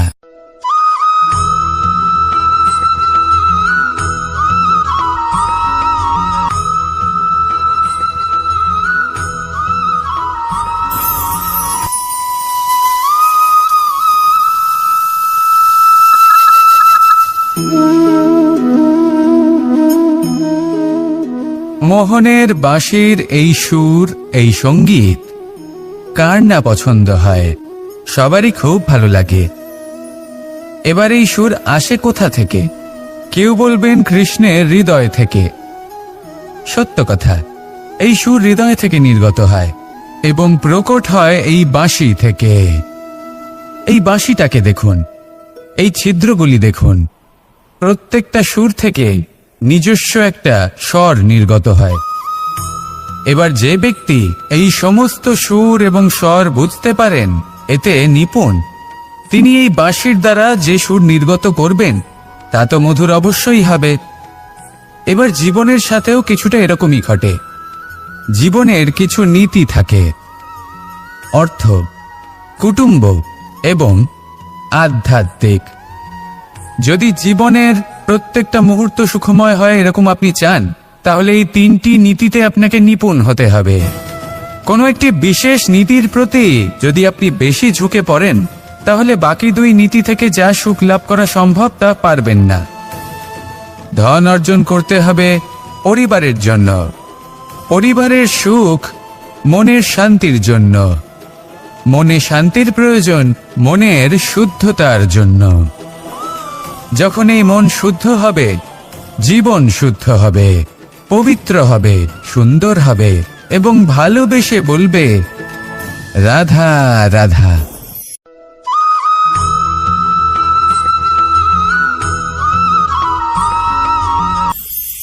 আপনারা সবাই একটা গাছের পাতাকে দেখুন। যতক্ষণ পর্যন্ত ও গাছের সাথে, মানে গাছের ডালের সাথে জুড়ে থাকে, সে সবুজ থাকে, বাতাসের সাথে সে নড়তে থাকে। যতক্ষণ পর্যন্ত ও সূর্য থেকে পাওয়া রশ্মির শক্তি গাছে পৌঁছে দেয়, ততক্ষণ ও ডালের সাথে যুক্ত থাকে। কিন্তু যখন সেই পাতা শুকিয়ে যায়, তখন তার কোনো গুরুত্ব থাকে না। সেই পাতা গাছের ডালে এবং বৃক্ষের কাছে বোঝা হয়ে থেকে যায়। এবং এমন এক সময় আসে যখন সেই ডালটি শুকনো সেই পাতাকে পরিত্যাগ করে। এটাই আমরা এই প্রকৃতিতে দেখি এবং এটাই হলো সত্য। আর এটাই আমাদের জীবনে খুব বড় একটা শিক্ষা।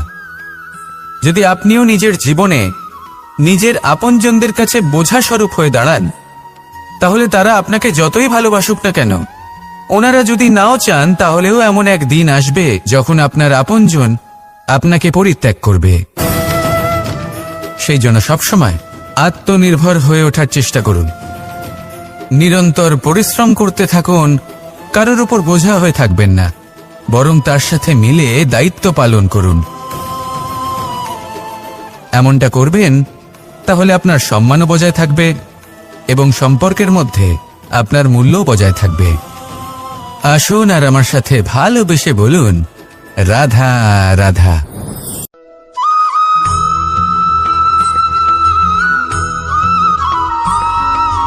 এই শুকনো পাতাটিকে দেখুন, নিষ্প্রাণ হয়ে পড়েছে। কোনো একটা সময় এই পাতাটি একটা গাছের ডালে ছিল। সেই গাছ ওর লালন পালন করত। যখন যখন বাতাস বইত, এই পাতায় কম্পন দেখা দিত, মনকে প্রফুল্ল করে তুলত। কোনো একদিন এই পাতা গাছের ডাল থেকে ঝরে পড়ে গেল। নিঃসন্দেহে ও নিজের স্বাধীনতা পেল, কিন্তু আস্তে আস্তে শুকিয়ে গেল, নিষ্প্রাণ হয়ে গেল। দেখুন, আমি এই কথা বলছি না যে স্বাধীনতা অনুচিত, কখনোই না। কিন্তু যে কোনো পরিস্থিতিতে স্বাধীন হতে চাওয়া এটা নিশ্চিতরূপে অনুচিত। আমরা যদি আমাদের জীবনে পরিবারের গুরুত্ব ভেবে দেখি, তাহলে এই পরিবারে যতই মতভেদ থাকুক না কেন, যতই মনোমালিন্য থাকুক না কেন, যতই বিবাদ থাকুক না কেন, এই সব মিটিয়ে নেওয়া অত্যন্ত প্রয়োজনীয়। সেই সবকিছু সমাপ্ত করা অত্যন্ত প্রয়োজনীয়। কখনো এই পরিবারকে ভাঙতে দেবেন না, কখনো এই পরিবার থেকে দূরে চলে যাবেন না। এই পরিবার হলো আমাদের জীবনের একটা অমূল্য সম্পদ, অমূল্য এক আশ্রয়, যা এই সংসারে হয়তো কোথাও আপনি পাবেন না। তাই একে আগলে রাখুন। ভেবে নিন আপনি পাতা আর আপনার পরিবার সেই গাছ। আসুন আমার সাথে ভালোবেসে বলুন, রাধা রাধা।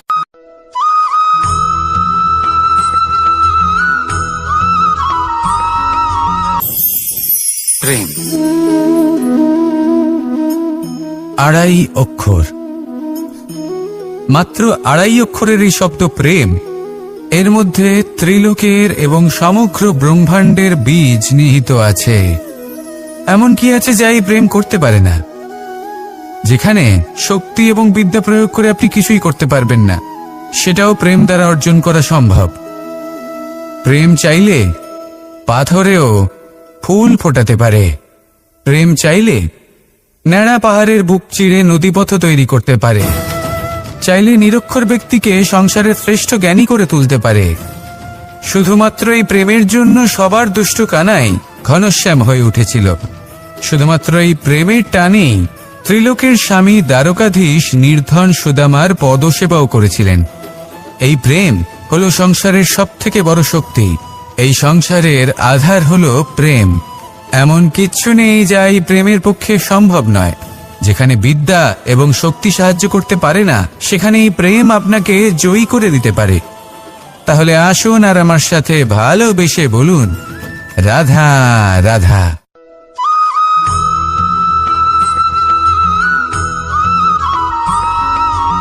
দীপাবলি আমাদের সবথেকে বড় উৎসব। শ্রীরাম রাবণকে পরাস্ত করে 14 বছরের বনবাস কাটিয়ে আবার অযোধ্যায় ফিরে এলেন অমাবস্যার রাত্রে। অযোধ্যায় সবাই খুব প্রসন্ন ছিলেন, খুবই উৎসাহিত ছিলেন। অযোধ্যায় সহস্র প্রদীপ প্রজ্বলিত করা হয়েছিল এই উৎসবে। একে আমরা দীপাবলি বলে থাকি। এবার এই বিষয়ে আমরা সকলে জানি।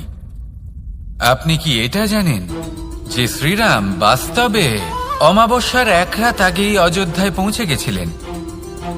সবার সামনে অমাবস্যার রাতে এসেছিলেন। এর কারণ কি?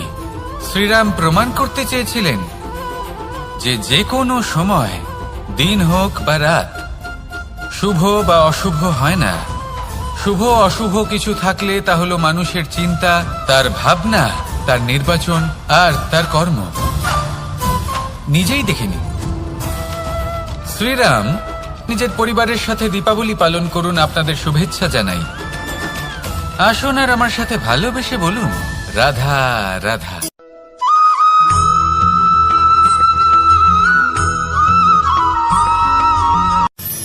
মানুষের এই জীবন, মানুষ জন্ম নেয়, একটা নির্দিষ্ট সময়ের পরে এই সংসার ত্যাগ করে চলেও যায়। এবার শুধু এটাই আবশ্যক নয় যে এই জীবনকালকে আপনি যাপন করবেন, শুধু এটাই গুরুত্বপূর্ণ নয়।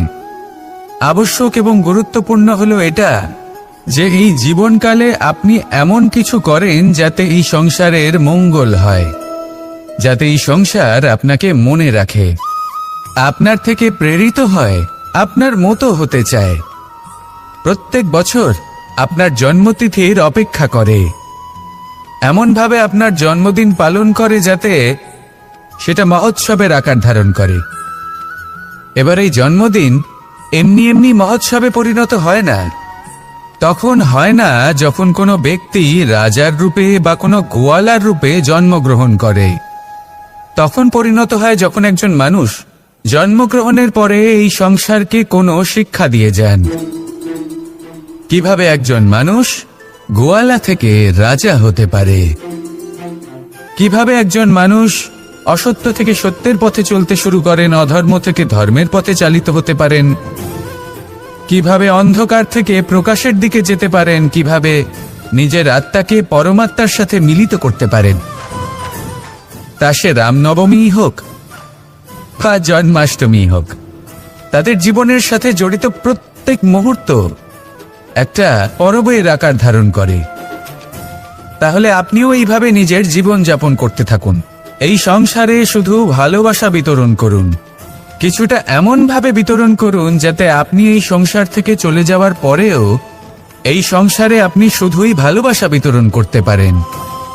যদি আপনি এরকম করেন, সংসারকে প্রেরণা দেন, তাহলে আপনার জীবনও রাধা কৃষ্ণের প্রেমের মতোই অলৌকিক এবং দৈব হয়ে উঠবে।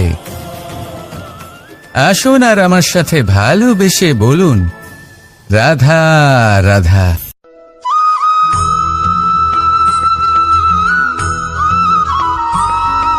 ভোজন। এই সংসারে যেই হোক না কেন, কোনো মানুষ হোক, কোনো প্রাণী হোক, কোনো কীট হোক বা কোনো বনস্পতি হোক, প্রত্যেকের জন্য ভোজন অতি আবশ্যক। কারণ ভোজন থেকেই শক্তি পাওয়া যায়, আর সেই শক্তি দিয়েই সংসারের, আমাদের জীবনের সমস্ত কার্য করা যায়। এবার এমন এক ধরনের শক্তি হয় যা শীতের ঋতুতে সূর্য থেকে আমরা পেয়ে থাকি, আর আরেক ধরনের উত্তাপ হয় যা দিয়ে ভোজন রান্না করা হয়, সুস্বাদু নানান ধরনের ভোজন। এবার অত্যন্ত গুরুত্বপূর্ণ হলো যে ব্যক্তি সেই ভোজন বানাচ্ছেন তার মানসিক পরিস্থিতি এবং সেই ব্যক্তি যিনি ভোজন গ্রহণ করছেন তার মানসিক অবস্থা। যখনই আপনি ভোজন বানাচ্ছেন তখন ভালোবাসার সাথে কাজটা করুন, ধন্যাত্মক ভাব নিয়ে, সৎ ভাবনার সাথে। কারণ আপনার এই মানসিক স্থিতি শক্তির আকারে সেই খাদ্যের সাথে মিলে মিশে যায়। আর যখনই আপনি ভোজন গ্রহণ করছেন তখন সদ্ভাবনার সাথে, প্রসন্নতার সাথে গ্রহণ করুন, ধন্যাত্মক ভাব নিয়ে। যদি আপনি প্রসন্নতার সাথে রান্না করেন, প্রসন্নতার সাথে খাদ্য গ্রহণ করেন, তাহলে আপনি প্রসন্নই থাকবেন, আর মন সুপ্রসন্ন হয়েই বলবে রাধা রাধা।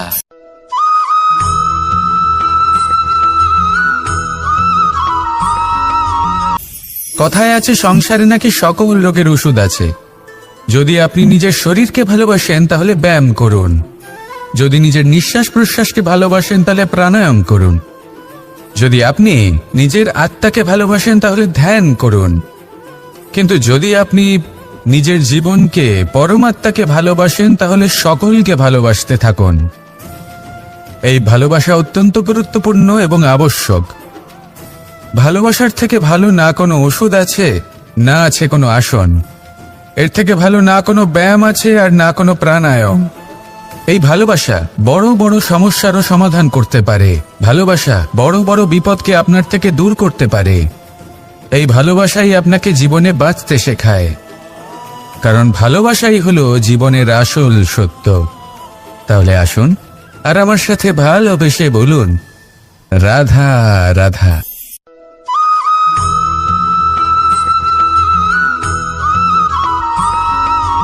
আমি মনুষ্যরূপে জন্ম নিয়েছি এবং সমস্ত কর্ম এই রূপেই করেছি। কিন্তু আশ্চর্যের বিষয় হলো যে আজও মানুষ আসেন এবং হাত জোড় করে প্রার্থনা করেন যেন আমি ওনাদের সহায়। ঈশ্বর হলেন তিনি যিনি হলেন আপনার ইষ্ট। সেই জন্যই তো গুরু, মাতা, পিতা এনাদেরও ঈশ্বরই বলা হয়েছে। যাদেরকে আমরা ঈশ্বর বলে মনে করি, যারা আমাদের ইষ্ট, তারা আমাদের একটি পথ দেখান, একটি দিকে চালিত করেন। সেই পথে চলে আপনি শুভ কর্ম করতে পারেন। আর যখন কোনো ব্যক্তি তার ঈশ্বরের আদেশ পালন করেন তখন সে নিজে থেকেই শুভ পথে অগ্রসর হয়ে যান। বেশ কয়েকজন মানুষ ঈশ্বরের ওপর আস্থা রাখেন এবং ভাবেন যে অনুচিত কোনো কাজ করা উচিত নয়, ঈশ্বর দেখছেন। ওনারা ভয় পান যে কোনো অনুচিত কর্ম করলে কে জানে তার পরিণাম কি হবে। এমন অনেক ব্যক্তি রয়েছেন যারা ঈশ্বরকে বিশ্বাস করেন এবং জানেন যে ঈশ্বর তাদেরকে দেখছেন, তাই যে যে শুভকর্ম ওনারা করেছেন তার ফল তারা অবশ্যই পাবেন। এবার আপনি ভয় পেয়ে ঈশ্বরকে বিশ্বাস করবেন নাকি বিশ্বাসের দ্বারা ঈশ্বরকে বিশ্বাস করবেন, সেই সিদ্ধান্ত আপনারই। কিন্তু হ্যাঁ, যদি আপনার মনে ঈশ্বরের জন্য কোনো স্থান থাকে, যদি আপনার কোনো ইষ্ট থাকেন, যদি আপনি কাউকে ঈশ্বর মনে করেন, যার প্রত্যেক আদেশ আপনি পালন করে থাকেন, তাহলে বলি ঈশ্বর কখনো আপনাকে অনুচিত পথে চালিত করবেন না। আসুন আমার সাথে ভালোবেসে বলুন, রাধা রাধা।